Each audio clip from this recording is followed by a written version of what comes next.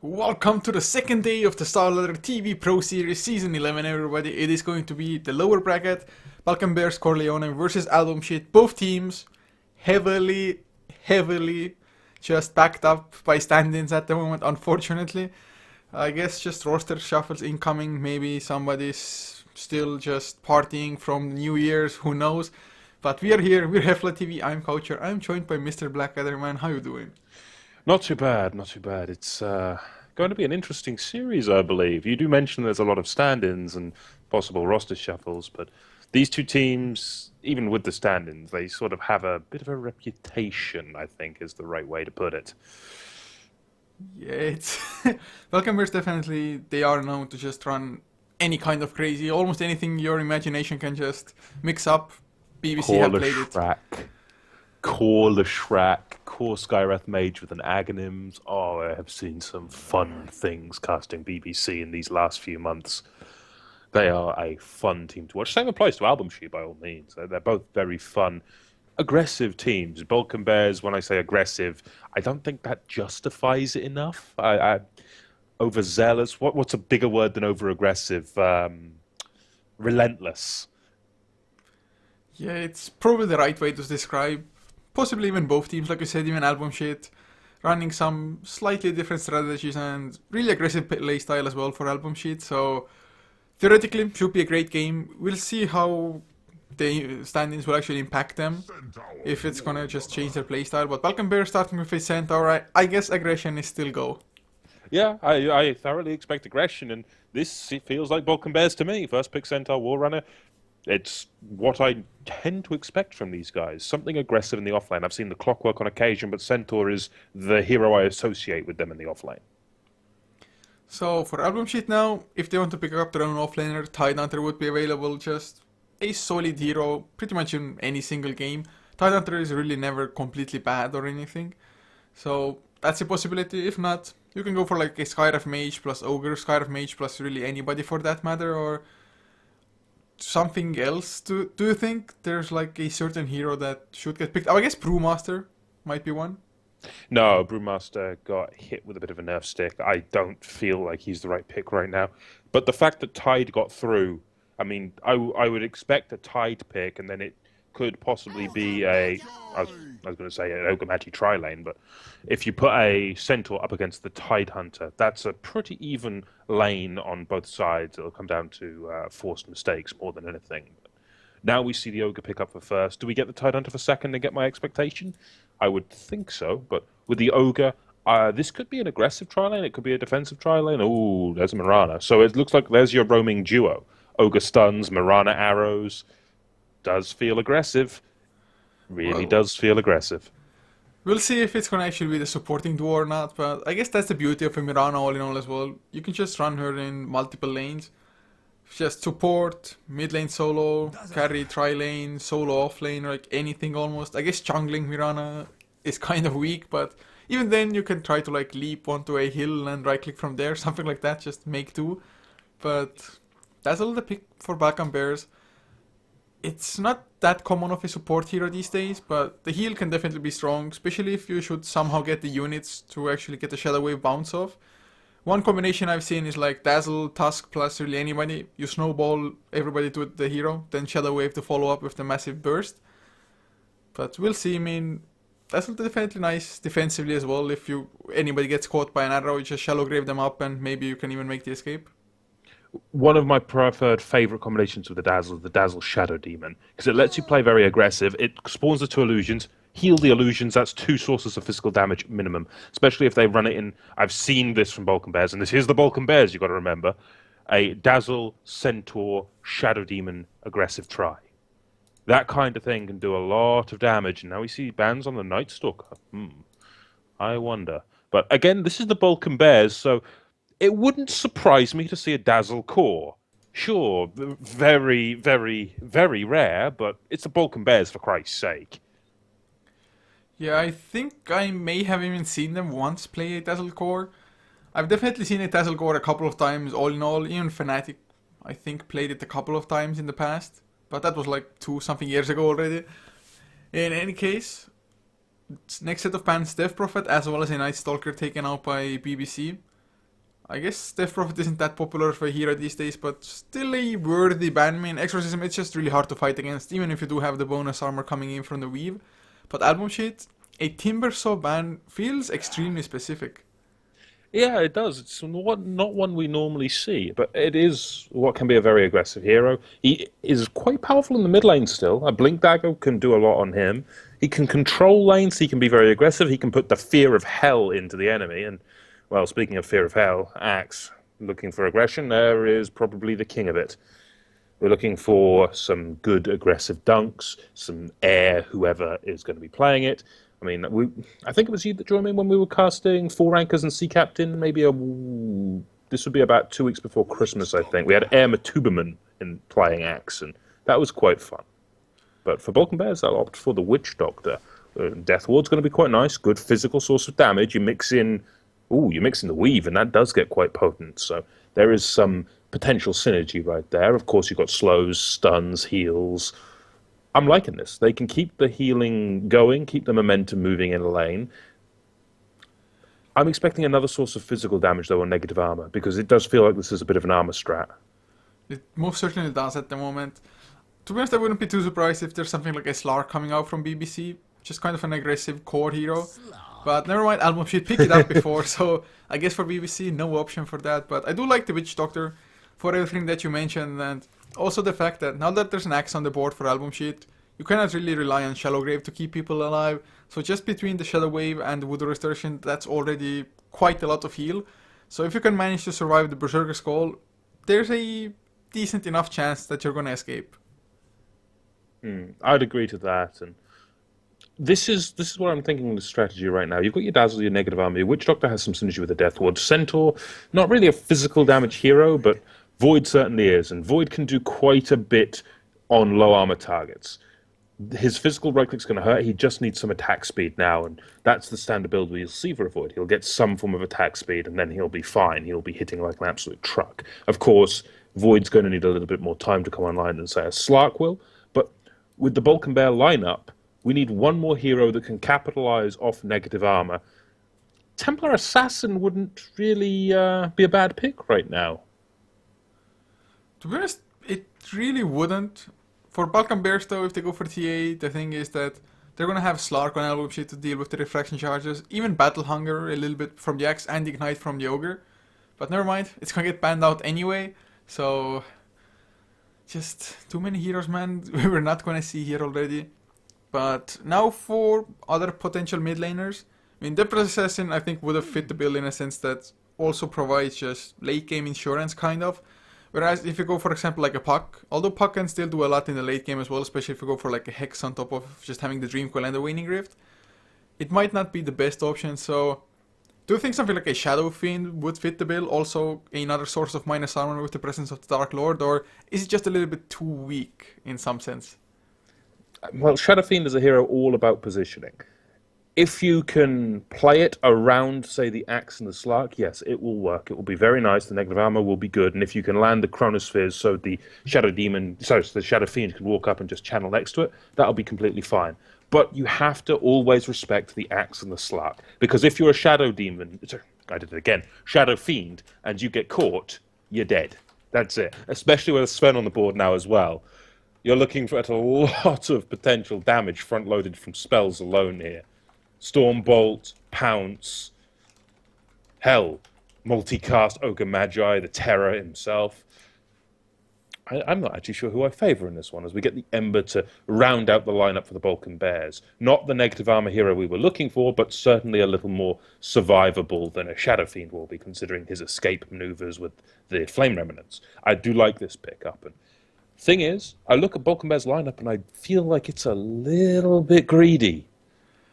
Well, then again, look at Album Sheet, man. They're running 4 melee heroes. Yes, Slark is pretty damn slippery, and to be honest, if they get the nice Berserker Skull initiation, followed up by the AoE stun of Sven, they're gonna be fine. But they are up against the Chronosphere, even a Centaur with just Hoofstomp being there as well. They might not have the most fun of times just running a mass melee lineup like they are at the moment. No, there is a lot of potential for punishment here. Both teams, well, one team with 4 melee, one with 3. When you look at the number of melee-centered stuns here, be it Stormbolt or Hoofstomp, This is going to be, in my mind, this is what occurs to me right now. Who initiates first? Because whoever initiates first will then have to possibly suffer the wrath of counter-initiation. And the counter-initiation will hit the stun on potentially more targets, if you see where I'm going with this. This is going to be a game of chicken near enough with this number of melee heroes on the board. Yeah, that's what I was thinking to ask you as well, is that whether the Faceless Void should just play the counter initiation game. Of course, when you see the perfect opportunity, you can go jump in yourself as well, but kind of leave the initial initiation for the Centaur, and Faceless Void just angle in the backlines, make sure that you don't get caught in a Berserker's Call or Stormhammer or something. Then you come in with just a massive chrono. Yeah, that's the way I feel is going to have to be the order of business here. The same does apply for AlbumSheet. They initiate with maybe the Slark, they counter-initiate with the Axe. They're going to need to do something along that line to really have a good flow of momentum in this game. But it is, by all means, possible for either team to win it here, so I'm expecting one hell of a brawl, and you know what I like. I do like a good brawl. Man, there must be something wrong with you if you're not favoring a brawl in a game of Dota. It's just the most manly and kind of the most exciting way to approach things as well, at least for the viewers. For the players themselves, some people they're just really into farming and they never want to fight. They're like, oh, just let me go PvE, man, need to kill those creeps. There's a time and a place for some good farm, but you know me. You know me better than most of the casters. A good fight you cannot beat. It's why I love playing this game. You get a good early game skirmish, build it into a bit of mid-game momentum, then, well, it can just build into such an aggressive game. We've seen a couple of games with 2 kills a minute. We've seen, hell, if memory serves, 3 games in November that were 3 kills a minute, which does say a hell of a lot. Yeah, the thing is that it's not too unusual to like start the game off like 6-8 minutes into a game, something like that, when there's 3 kills per minute. But the crazy thing is that when it's still the case, like 25-30 minutes into the game, if they can actually keep up the pace, those games are rare. But like you said, we have had a couple of them, so fingers crossed. Fingers crossed indeed. But considering pauses, they happen. We're going to have to just put up with them. We may as well get a couple of orders of business out of the way. For one, let's introduce the teams, shall we? Yes, so for the side of Falcon Bears, who is still missing one player, Padrino will be playing the Centaur with Massacre on the Faceless Void, leaving Illusionist playing the Witch Doctor, Levi on the Dazzle, and the last one is going to be Yapsor playing the Ember Spirit. Oh yes, the Ember Spirit. Also, I do believe Massacre used to play in XBC Romania. Not entirely sure on that, but Illusionist 100% used to play in Next Please. So, Illusionist and they definitely know each other, I do believe, even in somewhat in real life. Although not playing for Balkan Bears at the moment, so that's a little bit unfortunate, but I do believe Illusionist has been playing with them a little bit before as well, so not a completely random stand-in at least. No, indeed not. And when I saw this game on our ticker, it's like, oh, BBC, that's going to be one hell of a game. I mean, Weehar and crew are generally, well, nuts in terms of the Dota strategies. It's really entertaining to watch. But, well, Weehar is doing other things, and it's going to be interesting to see where he goes. I mean, I'm honestly hoping he finds a good team. If there's any player that deserves it, I reckon he does. He is one hell of a player, and I honestly look forward to seeing more from him at any level of Dota. But I suppose back to business. Flip side of this coin for the AlbumSheet lineup. We've got Axmo on the Sven. We've got King R on the Mirana. We've got Wek on the Ogre Magi. We have Hurricane on the Slark. And finally, we do have Afterlife on the Axe. And, well, with the AlbumSheet lineup, this should be pretty good, and hopefully nothing bad is going on since emergency of 5 minutes from Yapsa, so with any luck everything is all good and we'll be back underway soon. But I suppose we should get the other little important piece of business that we have to address in this game. Who are you going to put your money on, Couch? BBC, man, BBC. I just think this mass melee lineup will heavily get punished. I would be inclined to agree. It's sort of a bit of a letdown when both casters put their money on the same team, but BBC, I've got to put my money on them. I do love seeing this team play. I mean, it's hard a little bit for me just because, man, AlbumSheet, they have an Axe. And then Ogre Magi, just the manliest of heroes. Even a Sven, to be honest, as well there. But it's if they can make their lanes work, they can definitely snowball and make it so that BBC can't do anything at all to just counteract them. Ember Spirit definitely needs that first Battle Fury to just keep on farming up and keep up with just others in most cases. Faceless Void, I guess being a safe lane Faceless Void, you can kind of get guaranteed farm. But if somehow magically AlbumSheet, I don't know, going for an aggressive tri lane that somehow even works out, which I don't really see happening with the heroes that they have. I mean, Ogre Magi, Mirana, Slark, for example, wouldn't be the worst of lanes, but you're up against a Dazzle Witch Doctor and a Faceless Void. Don't think it would be that great, so AlbumSheet, they just have to make something happen with their lanes, but how are they gonna lane this? Is it Axe Jungle maybe even here with like Mirana off lane, something like those lines? It could be, but I'm more inclined to believe it'll be an Axe off-lane, Sven safe lane farming, and a mid Slark with a roaming King R and Weck on the Ogre and Mirana. But just backing you up for a second right there, you turned around and said Axe being a manly hero and Ogre being a manly hero. Axe I got no problem with. Axe is truly manly, but Ogre, a manly hero? Ogre's the kind of hero that walks into a fight and goes, huh? What's going on? Ogre isn't a manly hero, damn it. Man, Ogre, maybe like lore-wise not, but if you're a correct Ogre player, you are the manliest man ever on the world. Just because you have the armor, you have the health pool to just back up diving, which is exactly what you should do. You just go and smack people with your club, man. I suppose I can't argue that, and he is one of the tankier int heroes. I mean, this is one of the nice things about the Ogre. Starts with 6 base armor, as well as nearly 600 health before any items at all. It's quite the nice way to start, and he's not exactly a slow hero either, especially if he can get Ignite on a target. But we are finally underway, and, well, welcome to the game, ladies and gentlemen. Let the carnage begin. Oh man, every now and then I just love looking at effigies, especially the Disruptor one and the text of it for BBC. The Disruptor one? What? Yes. What are you on about? The effigy of the Disruptor in the dire base. Oh, I see. Okay, point taken, point taken.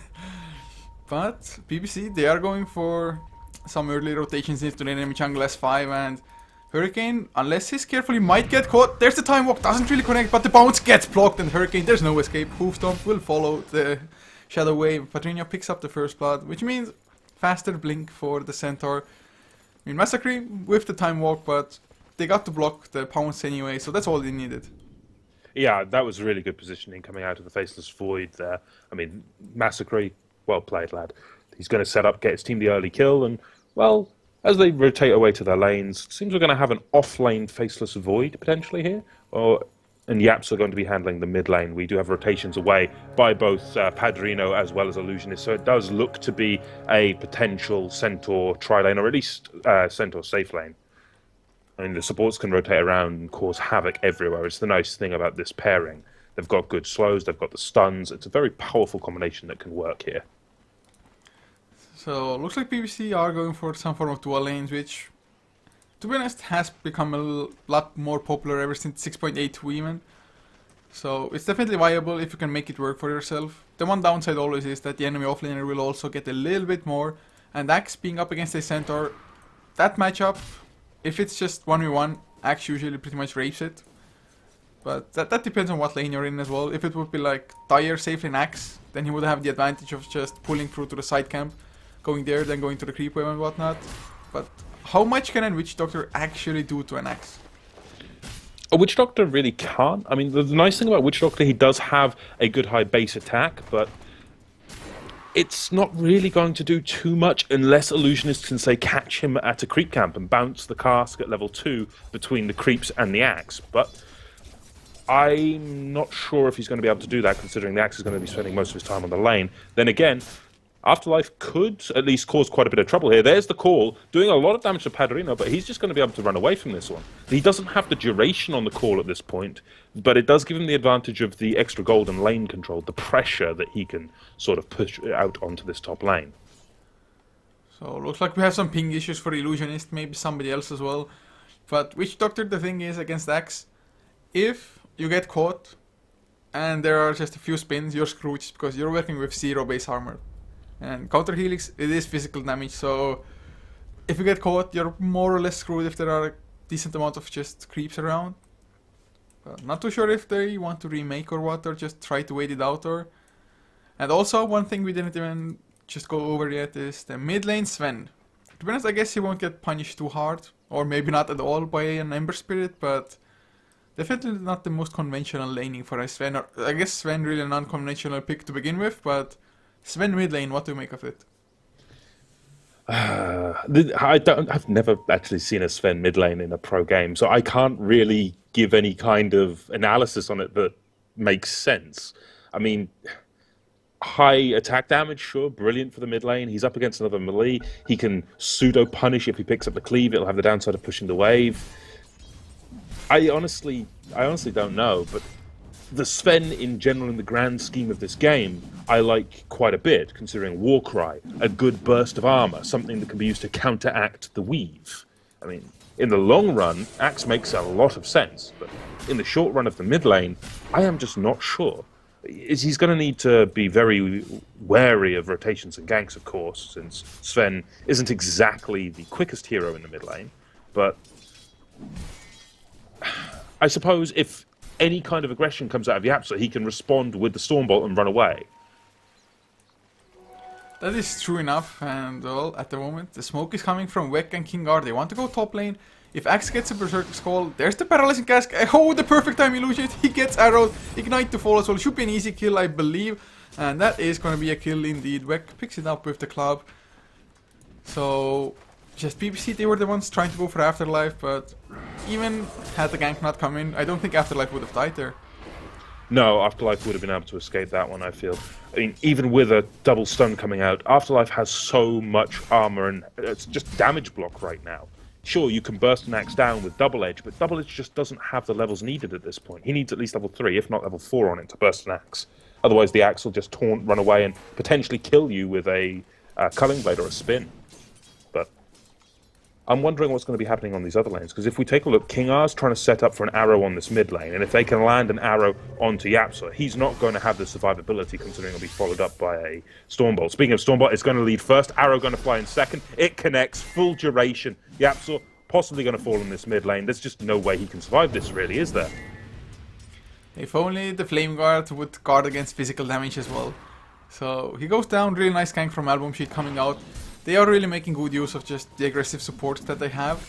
And also top lane now, Center Warrunner, he has gotten one kill, but that was the first blood happening. After that, you can't say that he's losing the lane or anything, but considering that the Axe has been at a numbers deficit for the most part, he's doing really well for himself, has the Tranquil Boots, is level 4.5 as well, has up to 10 last hits. I guess if you compare it to Faceless Void is doing even better, 18 and 6, whereas a Slark is 6 and 1, funny enough. So I guess the supports from AlbumSheet rotating around are hurting the Slark. Is it worth it in that case? I mean, Axe getting a blink there early is definitely good, but you would want to get at least some farm on the Slark as well. In all honesty, the Slark can catch up. I mean, Slark can trade quite nicely. He does have Essence Shift, and he's stealing quite a bit of damage from Massacre here, but the bashes will be the problem. I mean, bash out on Hurricane there's going to force him away for a second, but he's just going to salve up, and then he'll just be able to come back into this one. And Massacre might have to time walk out if the aggression starts all over again. But the supports rotating around, just securing those kills on that mid lane is just such a big thing. It's giving the Sven so much time. And if we look at Sven right now, he's already got his treads. He's got 300, 400 golds as well. He's bottle crowing. He's got full control. And if you think about it, the Stormbolt, as we saw in that first kill on mid lane, it's the perfect setup for the arrow from distance. It's worked out nicely so far. And speaking of rotations, getting another rotation from Wek as well as King R onto Massacre here. Stun's going to land, arrow to fly through. It does impact. Is it going to be enough? Can he time walk out? No, he can't. Another kill going the way of AlbumSheet, and 3-1 right now. The aggression coming from AlbumSheet instead of the BBC, which greatly surprises me. Yeah, and just nice aggression as well. They know exactly when to go and what lane to just hit at the right time.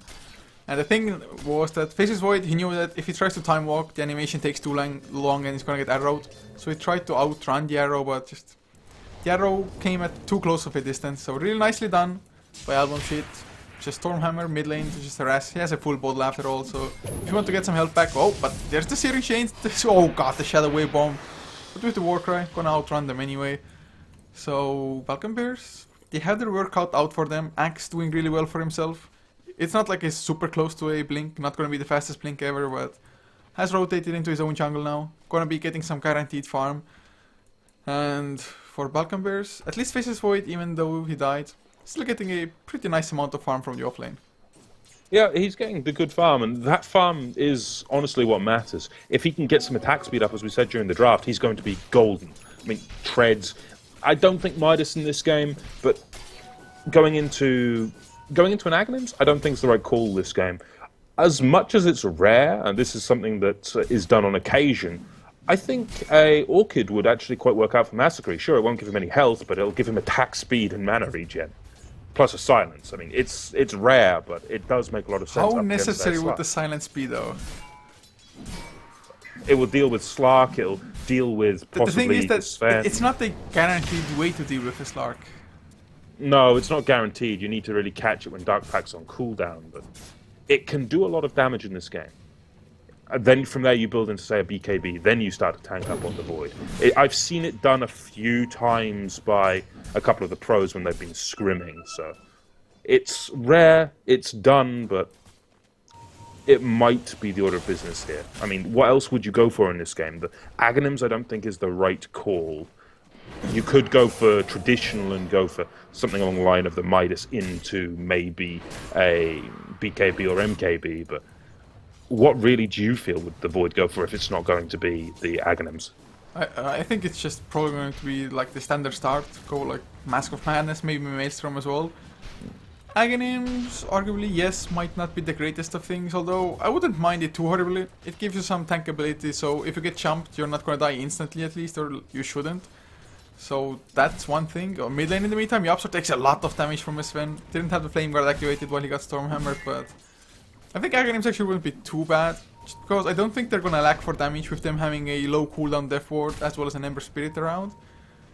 But I just think Orchid wouldn't get the most value. If it's up against like a Puck or Queen of Pain or something that you need to disable blinks or mobility, then it could be worth it, but I just don't think it's the best item choice in this game.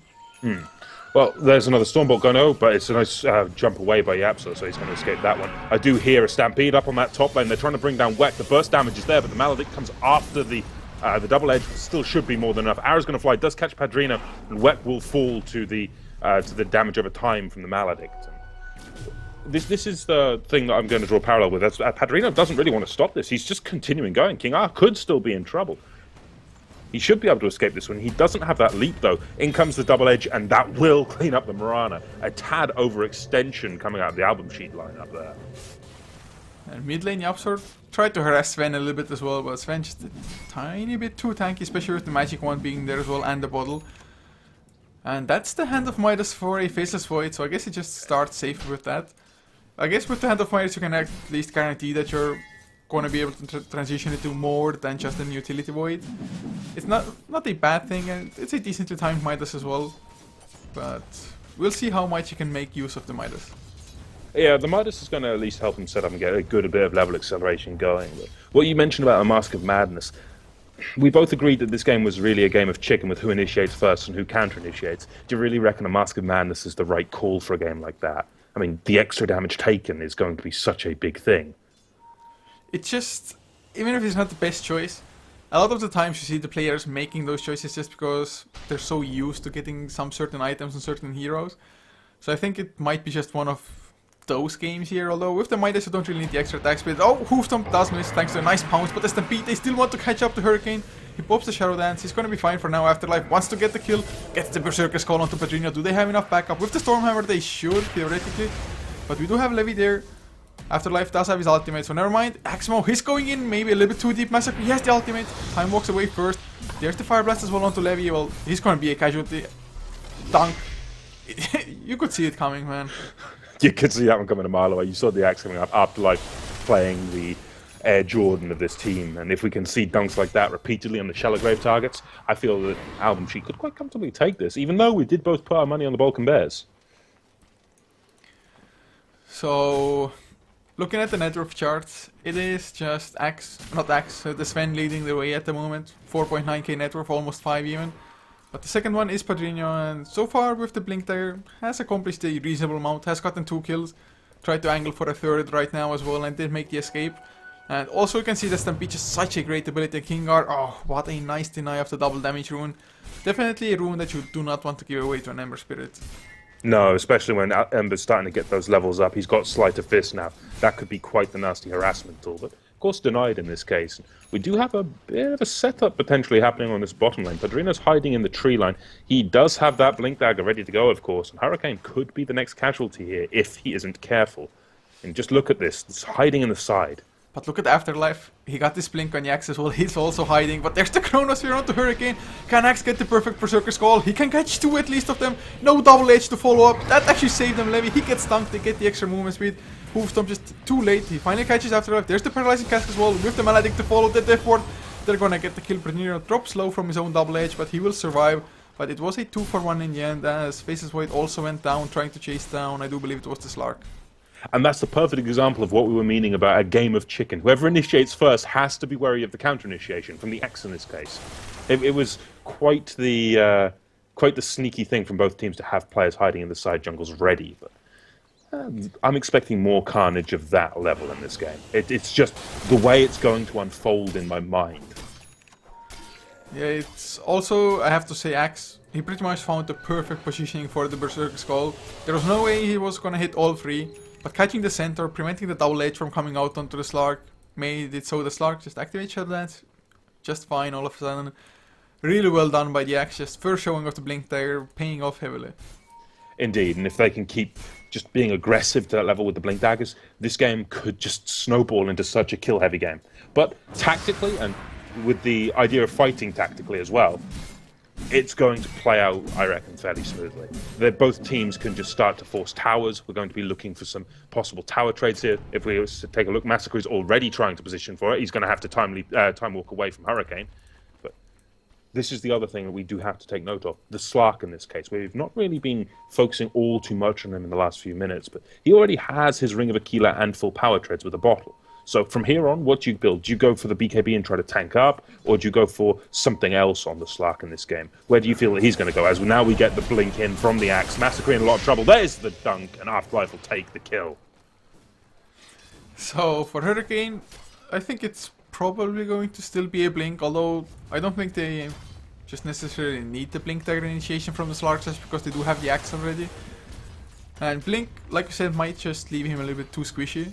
Although BKB, the worst thing is that it doesn't help against the Chronosphere Death Ward combination. Otherwise might be a worthy choice. So I think some kind of mobility, whether it be the Blink or Shadow Blade, I would prefer Blink in that case. Or just maybe straight off Eye of Skadi. But mid lane, oh god, the Berserker Skull, can they get the Upsor? Not enough spins, Yara will catch a creep as well. If Afterlife had gotten just a couple of spins, kill off the creeps first, then Yara would have been spot on. Indeed, it would have been. As we take a look back at this game, the Skadi, sure, it could be a very powerful thing, but it's just too expensive to really rush for this early in the game, considering the Slark hasn't really taken off in the early game. I think a Blink Dagger might be the wiser order. I'm in agreement with you. Something for mobility, something to get Hurricane in the face of the enemies, and now we get the Stampede. Just is this for escape? No, this is for the top lane. Trying to go onto Yapsor and Levy now as the counter initiation. Axmo trying to just cleave everyone, manages to clean up the Dazzle.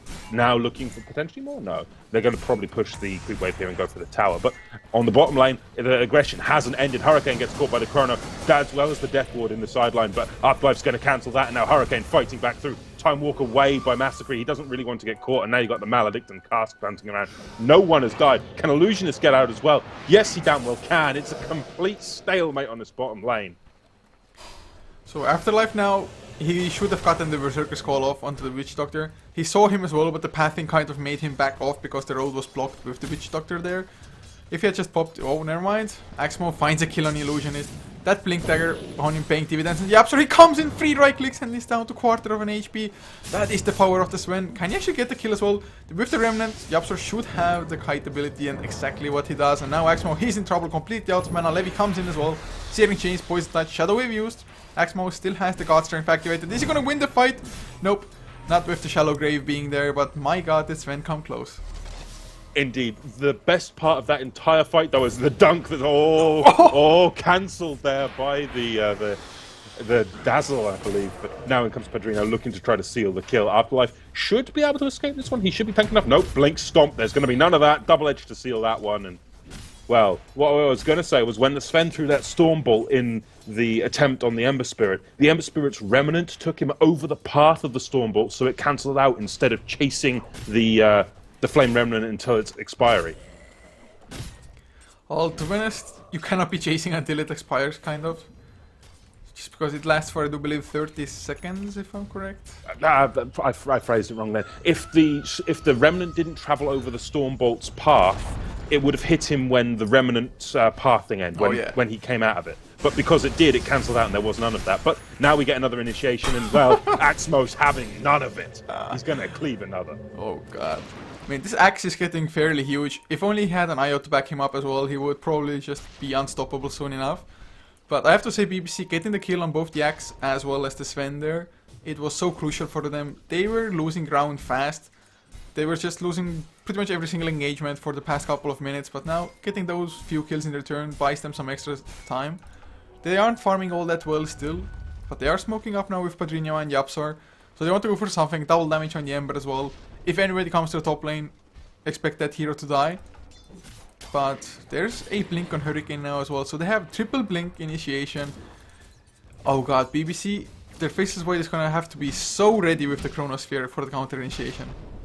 Indeed, it's all down to the counter initiation in this game. With so many melee heroes, counter initiation is the king of this game. There's a Stampede, they're looking to try to get King R and Weck, but, well, King R manages to leap away. Weck tries to get a counter stun, but King R does get off the Moonlight Shadow, will still get called off. Speaking of call, Afterlife enters the fray, trying to bring down anyone he can, but he's just taking so much damage, even with that call up, and Padrino on no health, Shallow Graved up, being taken out, the Death Ward as well, just to zone out the enemies and stop the levels of aggression. So after all of those ults expended, it's only for a single kill in favor of the BBC. Well, at least they didn't use the Chronosphere, so that's good. They're gonna have that for the next fights as well. The Axe, though, that Berserker score was huge. If only they had a Blink Stormhammer to follow up. And Afterlife, the creep wave was coming in as well. Had the dire creep wave come in like 2 seconds earlier with the creep blitz as well. Blink stun not to Yaps, or never mind. The Remnants, well, same direction as the Stormhammer, like you were pointing out earlier. Does dodge the arrow though. He's gonna be fine for now. But man, AlbumSheet, although they lost one, they still want to keep going. Just they want to get kills after kills and snowball completely out of control. Indeed, this game it's going to be so kill heavy. Here we go again, Axmo. Oh, the Remnants. If that kind of threat is there all the time, well, speaking of threat, Padrino's going to blow up the Mirana here. If we see this level of threat throughout the entire game, we're in for one hell of a slobber knocker. And Axe, no, there is no break in the action. Axe calls another. Yeah, it was just blink pounce by the Slark, bringing Dazzle low, and Dazzle was like, Shallow Grave, oh, not gonna happen, too many blinks coming around. And that's gonna be a tier 1 most likely going down. Warcry to tank up the creep. Japsar is back with the Sleight of Fist, but not doing nearly enough damage at the moment. Oh, Berserker Skull just slightly missed, but Padrino does connect. Double Edge to follow as well. Can they get the kill on Afterlife? Sure, looks like it with the Paralyzing Cast bouncing around. There's the Death Ward onto Beck.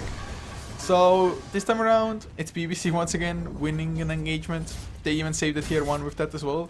AlbumSheet, they just went a little bit too deep for that.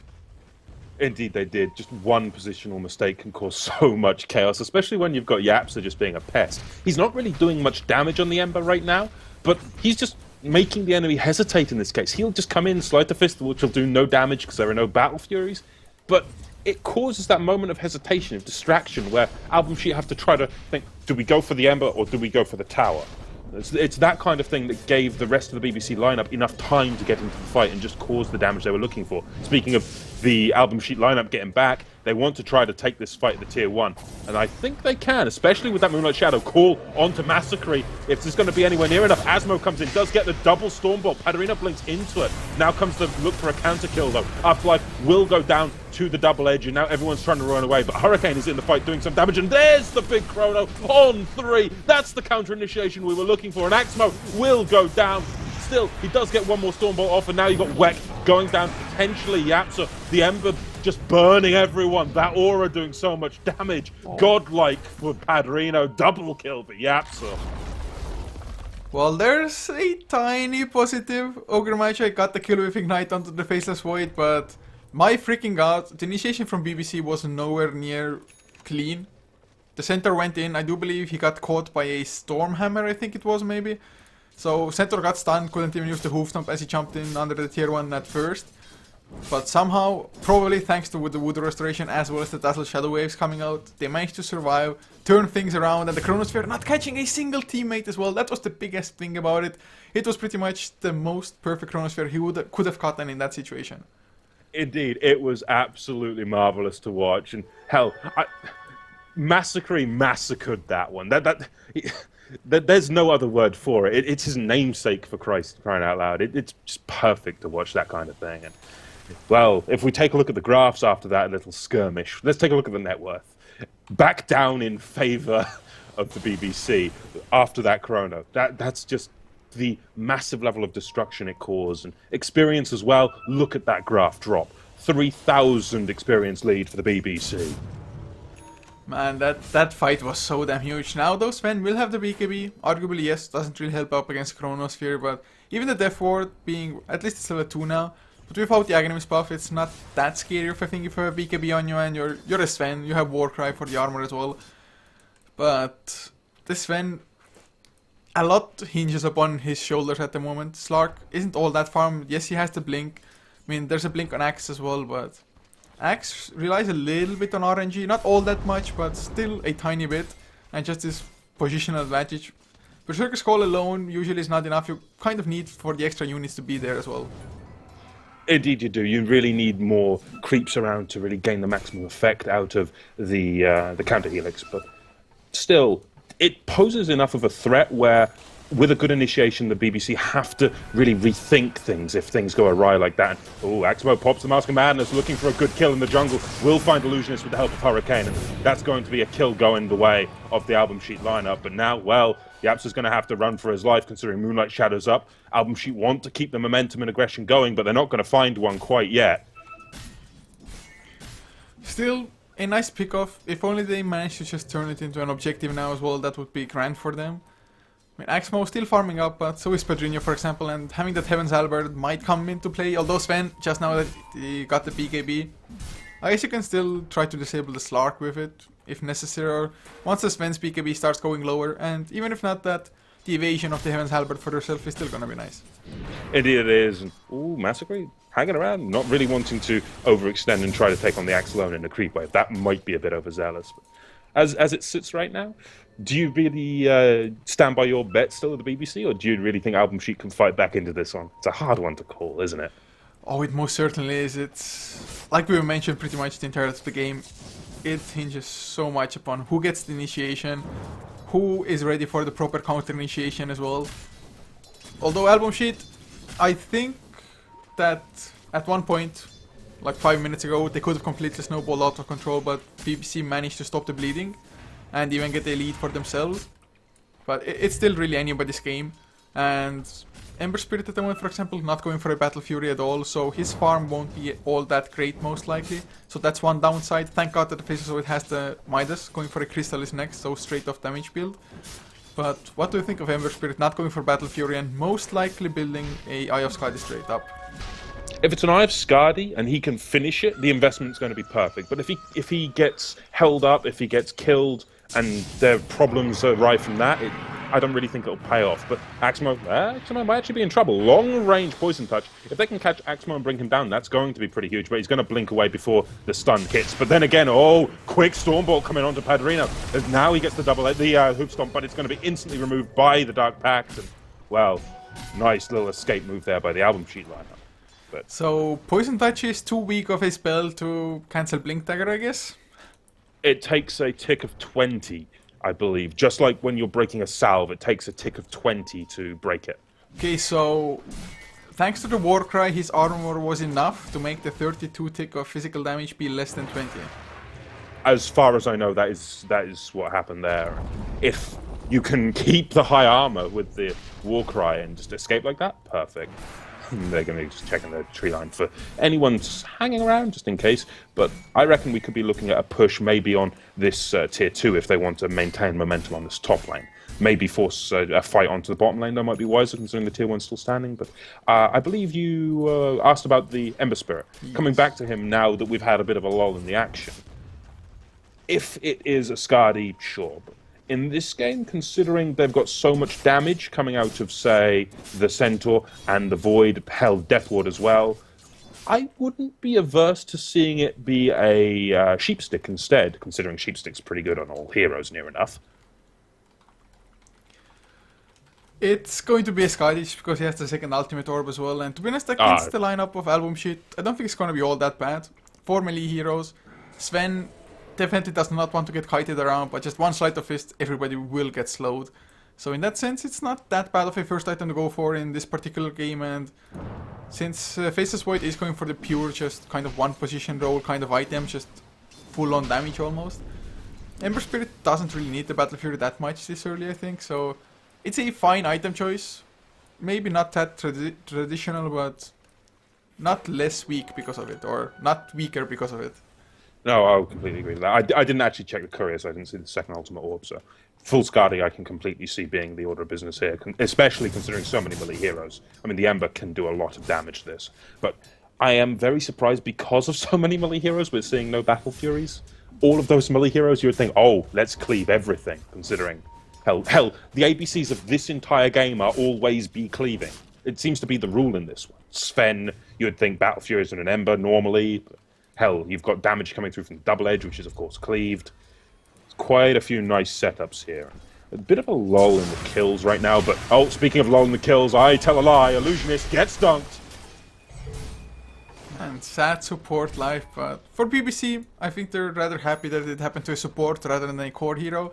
Especially the Ember Spirit 2. Does he have his? Well, he needs about 300 more gold to get his Skadi finished. And speaking of Skadi, Hurricane also going for one up to 2.9k gold. So he also needs like 700 gold or close enough to it at least. So we're gonna have pretty much simultaneous Eye of Skadis coming out most likely. I still think probably that Ember Spirits might be a little bit more impactful with just the AoE slow from the Sleight of Fist. Then again, Slark, he gets so much value of just getting the stats. Higher health pool means just more Shadow Dance value. I can see that, but it's the Shadow Dance value. Yeah, the Shadow Dance is going to be a lot of things here, but Axmo could get caught out. That's a Chrono on 2, perfect positioning on that, and that'll be 2 easy kills, surely. King R not going to escape that one. Well, the damage is done. Yapsor managed to get both of them on the Ember Spirit. The second one he just got with the Remnant damage there. That's Eye of Skadi finished, and that was the perfect position to fight. They win the fight. Straight next to Roche Pit. Easy objectives to follow. Who do they give the Aegis to though? In this case, I'd say give the Aegis to Yapsa. Master Tree is the counter-initiator. He's coming in nearer the middle to end of these fights with the Chrono. I mean, whereas Yapsa, he's going to be in there at all parts of the fight. I mean, the other option is you give it to the Centaur Warrunner, but that's not going to be the deal in this case, specifically when he's catching Afterlife. They're going to get the nice cast bounce in and the Death Ward as well. That's going to be quite the easy kill on the Axe with the help from Illusionist. I have to say Padrino is pretty damn stacked on farm at the moment already. Blink, Heaven's Halberd, has himself the Vitality Booster and the Plate Mail, and he just purchased something. It's a Reaver as well. So in about 1k gold, gonna have that Heart of Tarask finished, which means about 3k HP waiting on him for that. And of course, he did have safe lane farm, so it's kind of a given that he is farmed, but Centaur is not to be underestimated as a carry in a sense. I mean, yes, you can try to ignore him, but if he's stacked up enough on armor as well as strength, that return will do a crazy amount when you're trying to right-click him, and well, in the meantime, Mirana just dies. Yeah, she was trying to deward. It was a very hard one to deward as well. She missed uphill, I believe, twice. But there's little you can do when you get caught by the Dazzle, and then you've got the rotation in from Yasuo, who manages to hit the combo of the Sleight of Fist into the Searing Chains. So all around, just a very unlucky time for King R. I mean, hopefully he'll be able to get at least another item, considering he is so poor. He has brown boots and a medallion. I mean, I would love to see him finish those boots and maybe go for a drum, just some stats in general, help him tank up a bit, instead of trying to just surf the edges of the team fight, throw an arrow in. Considering he hasn't got the high levels in Starstorm, he's not going to be in the center, but, well, seems we're going to start this fight all over again. Moonlight Shadow going to buy some time. They drop the Sentry Ward to try to chase it, but they don't manage to catch anyone in time, so they'll deward and get the hell out of the mid lane. Yeah, the thing for Yapsar at the moment is that picking up the Aegis, he got rid of the bottle for a little while. So he's gonna have to go all the way home. At least he had enough mana for the TP, so he's gonna go home, pick up the bottle now as well, come back to a Remnant, and he's gonna be just fine. I would definitely like to see them actually make good use of the Aegis as well. They do have all of their ultimates apart from the Stampede, which will be up in 28 seconds time. Weave, of course, on a low cooldown anyway. So they have the Chronosphere, they have everything at their disposal. Do you think they should still angle for just pickoffs and then maybe try to go for objectives, or are they actually strong enough to go for like a straight up tier 2? At this point in the game, I mean, they've got a 5k gold lead. They've got their AoE Skadi near enough with the Sleight of Fist. They've got their Crystallis now as well on the Ember. I'm beginning to feel like they can actually start to take some of these fights. I mean, they can start maybe looking for this tier 2. Speaking of mid lane, Yapsa goes in, does get taunted there by Afterlife, but that's not going to be anywhere near enough. And now in comes Axmo from the sidelines, cleaves down the supports. There's no way they're surviving. Look how big this Sven is. But then again, he does get caught in the Chrono. Now jump across from Hurricane, though. He does get that Blink Dagger, so he can just jump through the Chrono and catch Yapsa. He manages to... Is he going to finish him off? I don't actually think he's going to be able to kill the Ember that easily, considering he does have the Aegis and Padrino is still tearing everyone else to pieces. He needs to get the hell out of dodge, considering a Flame Remnant could still be enough to catch this Slark. That was what could have been brilliant for AlbumSheet, considering the Sven came in and managed to do so much damage, but the Chronosphere just cut the fight in half. It wasn't so much how many it caught, but where the Chrono was placed, it cut off the maneuverability completely. Yeah, it's also the fact that sometimes you don't need like huge black holes or chronospheres, as long as you catch the correct target, and Sven was the correct target as well. The damage, like you said, he just mowed through the supports. At least Witch Doctor got some value out of the death ward anyway before he got killed, but man, you stop the Sven, you pretty much stop the entirety of AlbumSheet, because Slark, only having that Eye of Skadi is just not that scary at the moment. No, it's not. The Slark needs some more front-loaded damage, maybe... I don't think crit's the right choice. I'd say maybe MKB or hell, just something that can give him some flat damage. Crit would be nice, I suppose, to an extent. Hell, Butterfly as well. Butterfly for the dodge actually makes a lot of sense this game, thinking about it. It definitely wouldn't be an awful choice. Sometimes like Basher into Blade might be fine, but that would be a huge investment of gold for you. But bottom lane, they want to go for King R. Can they do it? Nope, he leaps away before. But my god, Balkan Bears, it wasn't the greatest fight for them just because all 5 of them weren't there. But considering that they won the fight with it being rather sloppy by them, it just goes to show how far or how comfortable their position is at the moment. Heart of Tarask also finished on Padrino, up to another 1.4k gold. Can go for either an AC or Shivas next. And okay, last match between the teams, AlbumSheet 1-2-1. So. December, I believe we've got Hefla spelling here. Oh man, Hefla. Hefla's German, but grammar Naziing is not his doing, I guess. Ooh, man. No, don't go there. Don't go there. But still, unfortunately, Hurricane couldn't catch the bottom lane with the TP in. Tried to get the Centaur, but we could see a rotation through the jungle. Oh, plans from Hurricane. He tries to go for the farm, but oh, he could be in so much trouble right now. There's the stomp. He does manage to get into the Shadow Dance, so that'll buy him some time, but in comes the 11-0 Ember from Yapsa. This could be oh so bad. If they can bring down Hurricane, bad things will happen afterwards. Beyond godlike for Yapsa, and now looking for a push on that tier 2. Just with this kind of momentum going, how do you stop the BBC? I'd say a nice Chrono, but unfortunately the Chrono is on BBC's side as well. If they had like a Ravage, they still have a chance with a nice Berserker's Call followed up by just Stormhammer into the cleave of Sven, because Sven, with the God Strength being level 3, he does do a crap ton of damage, but he went for a Lincoln Sphere. I don't know about that, the Shapshot, he goes in so deep, but there's the Berserker's Call as well, maybe too deep, but the Chronosphere onto 3 heroes as Hurricane blinks into that as well. Of course catches his own teammate as well, but it doesn't matter if they get the kills Afterlife. They're warded up, Axmo does come in with a huge cleave, but it's not gonna be enough, he's just gonna get bashed by Massacre, maybe can get the 1 kill. Nope, the bashes are just too strong. Slark has to escape. They might not stay around for Rax, or maybe they might, and GG will play this call. Ashmo earns the title of Bash Lord for this game. Sorry, Massacre earns the title of Bash Lord for this game. There's just no way around that. But of course, this is a best of 3, ladies and gentlemen, so they have to do this all over again. Oh god, what a game this was. Balkan Bears, they pretty much weren't looking too shaky for the most game.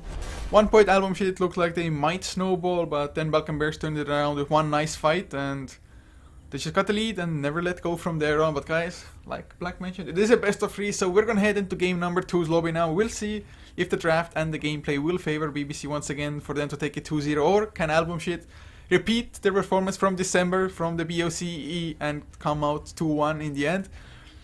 So guys, just stay tuned, don't go anywhere. We're gonna be back in just a couple of minutes time.